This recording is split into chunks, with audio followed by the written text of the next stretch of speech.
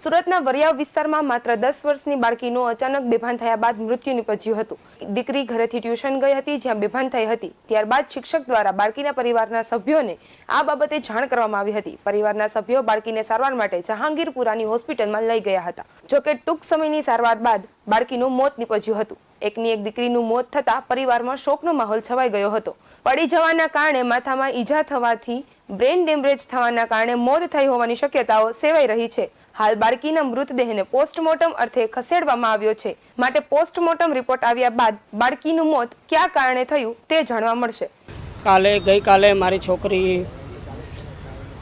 ટ્યુશનમાં ગયેલી અને ત્યાંથી ટ્યુશન ટીચરનો ફોન આવ્યો કે તમારી છોકરી બેભાન થઈ ગઈ છે, લઈ જાઓ। એની મમ્મી એને ત્યાં લેવા ગઈ અને મોરાપાગલ કઈ હોસ્પિટલ હતી નહીં, મોરાપાગલ સર્કલ પર એક હોસ્પિટલ છે, એની અંદર દાખલ કરી। પણ પોસ્ટમોર્ટમમાં અમને બતાવવામાં આવ્યું છે કે છોકરી જ્યારે ખેંચ આવી અથવા કોઈ બી રીતે ચક્કર આવ્યા અને પડી ગઈ તો એને પાછળના ભાગમાં લાગેલું અને લોહી જામી ગયેલું। પણ ડૉક્ટરને એ વખતે કંઈ ખ્યાલ આવતો નહોતો। એમણે ઘણી કોશિશ કરી રિકવર આવે એના માટે, પણ હૃદયના ધબકારા અને બંધ થઈ ગયા અને બ્લડ બધી જગ્યાએ પહોંચતું નહોતું।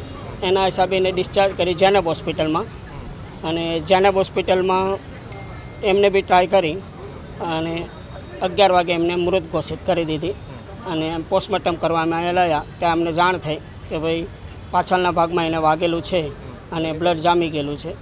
એના હિસાબે આ બધું બન્યું છે। BS9 TV ન્યૂઝ સાથે પરેશ રાઠોડ, સુરત।